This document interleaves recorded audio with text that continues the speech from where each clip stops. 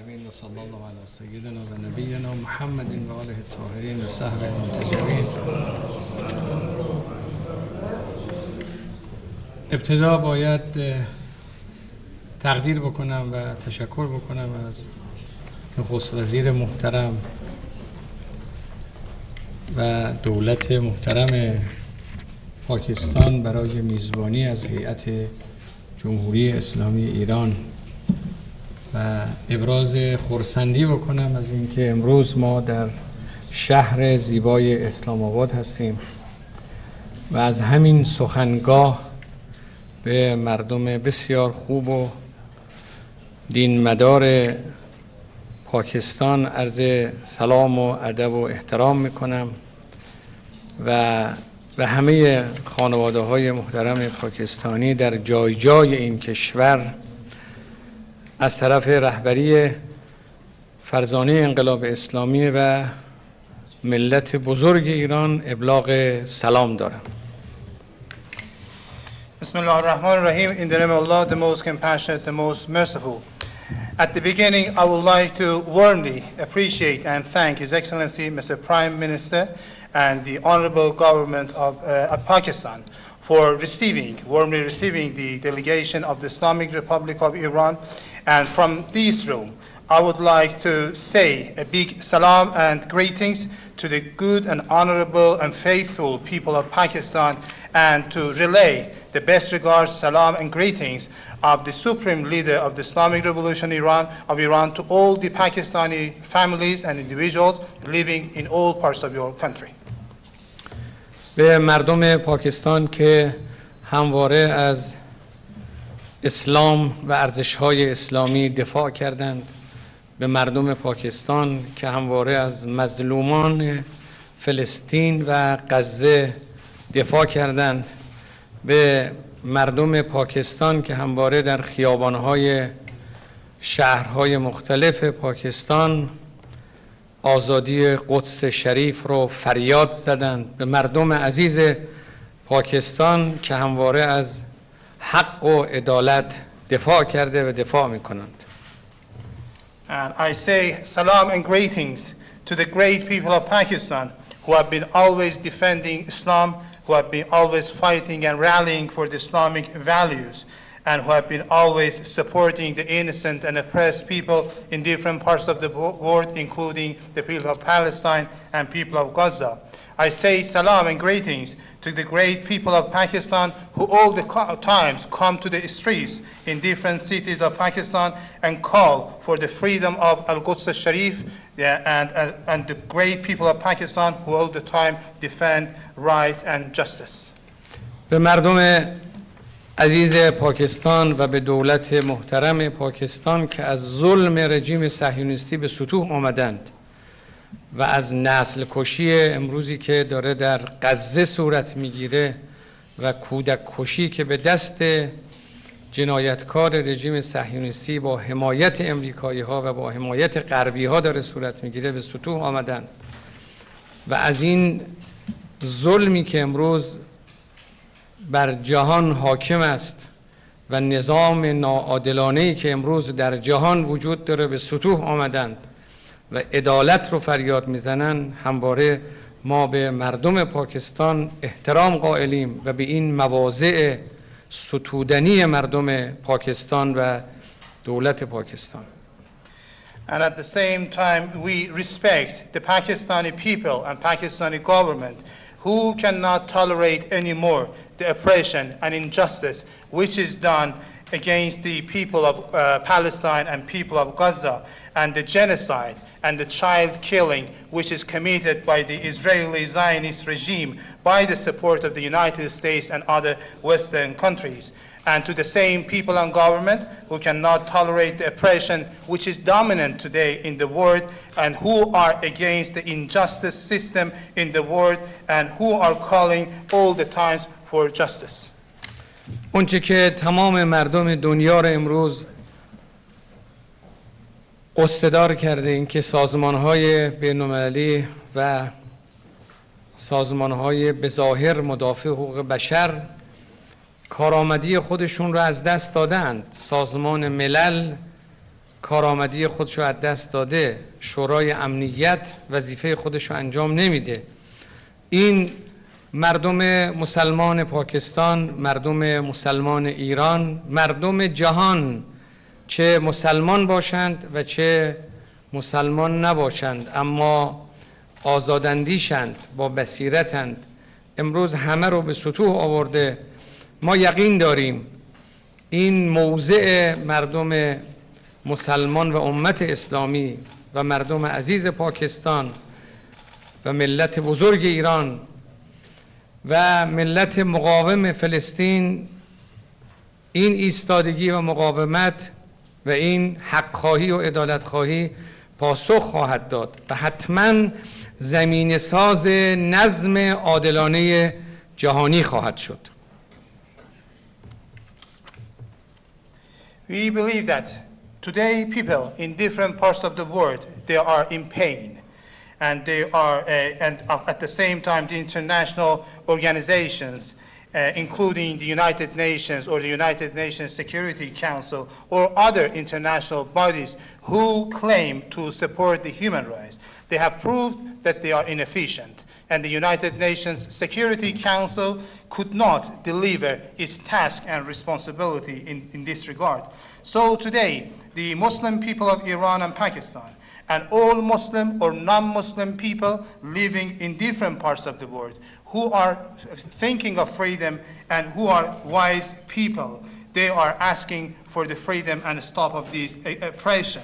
So we believe that all these positions adopted by the Muslim and Islamic people in Iran, in Pakistan, or other countries, or the positions adopted by the Palestinian resistance, and their resistance and fighting against this regime, and their demands for right and their demands for justice will definitely be attainable, and one day it will be realized. ما با کشور دوست، برادر و همسایمون پاکستان فقط به عنوان دو کشور همسایه مطرح نیستیم. روابط بین دو کشور روابط تاریخی، روابط تمدنی، روابط عمیق اعتقادی و دینی است. امری که ملت بزرگ ایران رو با ملت بزرگ پاکستان به هم پیوند میده اون اعتقادات و باورهاست و این پیوند ناگسستنی است. Today, our relations and connections with the brotherly, friendly, and neighborly country of Pakistan is not only limited to be two neighboring countries. We have historic relations, we have civilizational relations, and we have deeply rooted faith-related and religion-related connections between our two countries. I believe that between the two great and honorable nations of Iran and Pakistan, there are some common faith and religions which are interrelated and no one can disconnect them. ظرفیت‌های بسیاری بین جمهوری اسلامی ایران و کشور دوست ما پاکستان وجود داره که حتما میتونه تبادل این ظرفیت‌ها در جهت منافع دو کشور و دو ملت به کار گرفته بشه و ما در نشست‌هامون با آقای نخست وزیر و هیئت محترم دولت تصمیم گرفتیم روابط بین دو کشور رو در حوزه‌های سیاسی، اقتصادی و تجاری، حوزه‌های فرهنگی و در همه سطوح ارتقا ببخشیم. We believe that there exists a big number of potentials in the Islamic Republic of Iran and at the same time in the Islamic Republic of Pakistan. And definitely exchange of these potentials and capacities and capabilities between our two countries will serve the benefits and interests of our two countries and nations. So today in our meeting with His Excellency Mr. Prime Minister and other members of the respected cabinet, we decided to promote the bilateral relations between the two countries at political, economic, trade, culture, including others, at all levels as far as possible. مواضع دو کشور در مبارزه با تروریسم مواضع یکسانی است. هر دو مصممیم برای مبارزه با ناامنی‌ها و تروریسم.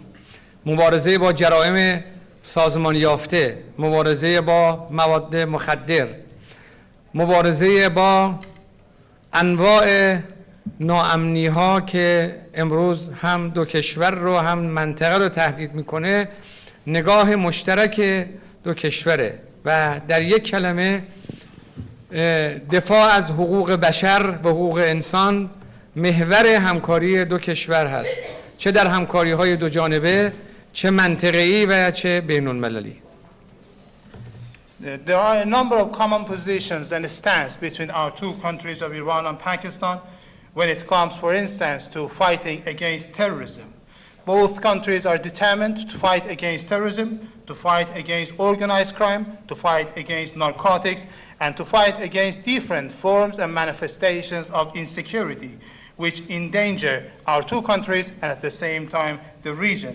We have some common positions, and very briefly I can say that the axis of cooperation between our two countries of Iran and Pakistan at bilateral, regional or international level is based on human rights cooperation. ممکن است برخی همکاری‌های دو کشور رو نپسندند.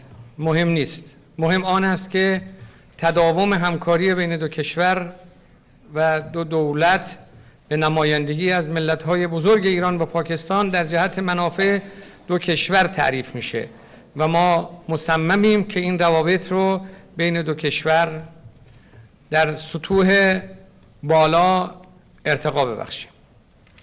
Probably you can find some individuals who do not favor expansion and promotion of good bilateral relations between Iran and Pakistan, but who cares? It is not important.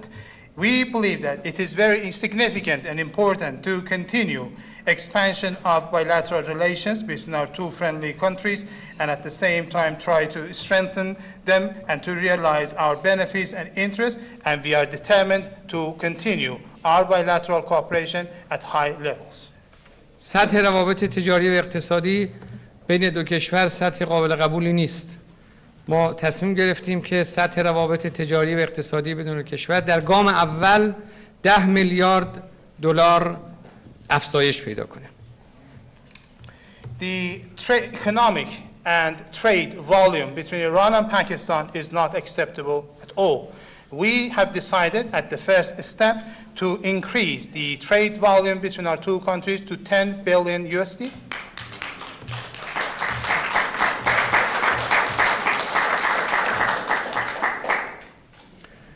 ما مرز را بین دو کشور که مرز طولانی است یک فرصت می‌دانیم و معتقدیم این فرصت می‌تواند در جهت رفاه دو ملت و دو کشور به ویژه مرزبانان عزیزمون به کار گرفته بشه. اقدامی که بنده در خدمت آقای نخست وزیر در سفری کوتاه به نقطه مرزی داشتیم یه جلوه‌ای بود از همکاری دو کشور برای کار تجارت مرزی بین دو کشور با بازارچه‌های مرزی. حتما میتونه این کار توسعه پیدا کنه برای فعال شدن کار تجاری و اقتصادی در نقطه مرزی بین دو کشور که گام‌هایی در این رابطه برداشته شده کافی نیست.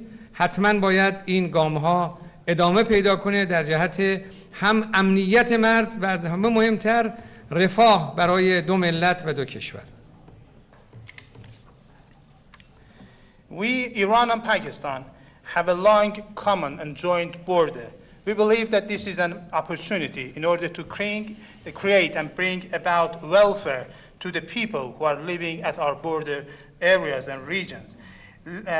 Previously, Mr. Prime Minister, as well as I, paid a flying visit, a short visit to the common border areas. We opened some border markets, and some kind of cooperation has started between our two countries in this regard. Some steps has been taken, but we believe that these steps are not sufficient. We need to take further actions to activate trade and economy and business in our border areas. And first of all, this will lead to further security, and more importantly, it will bring about welfare to the nations and peoples who are living in these areas. ملت بزرگ ایران تحریم‌های ظالمانه را تبدیل کرد به فرصت‌ها و این فرصت‌ها را در جهت پیشرفت کشور مورد تأکید قرار داد. امروز میتوان ایران اسلامی را به عنوان یک کشور پیشرفته و فناور ازش یاد کرد. ما آمادگی داریم که همه اونچه که از تجربیات و ظرفیت‌ها امروز به برکت اقدام جوانان در کشور گرفته مردم عزیز و ملت فهیم پاکستان به اشتراک بگذاریم. The great people of Iran changed the illegal and unfair sanctions imposed against my country into an opportunity. And out of this opportunity, they brought development and progress to the country. Today, the Islamic Iran is a great instance of development and technology, and we register our readiness in order to share and transfer our expertise and our knowledge in this regard with the great people of Pakistan, which has been realized through great efforts of the younger generation.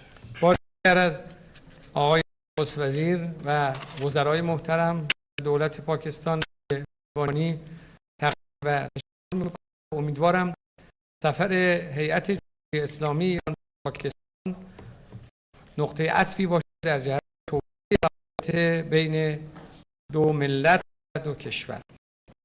Once again, I would like to thank His Excellency Mr. Prime Minister, ministers, and the government of Pakistan for receiving.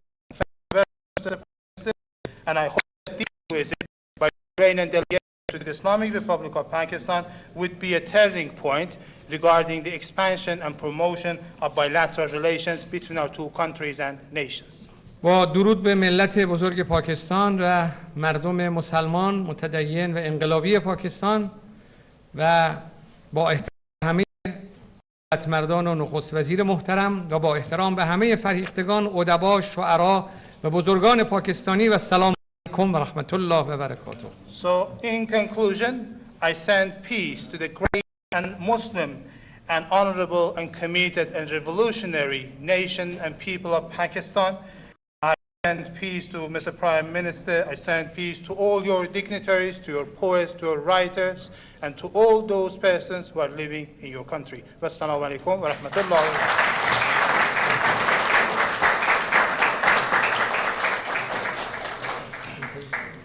This concludes the media engagement.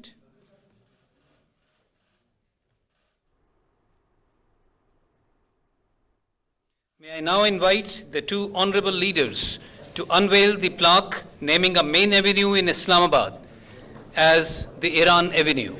و در اینجا به پایان مراسم رسانه‌ای رسیدیم. از دو مقام محترم دعوت می‌کنیم جهت رونمایی از پلاک مربوط به بلوار ایران تشریف ببرید.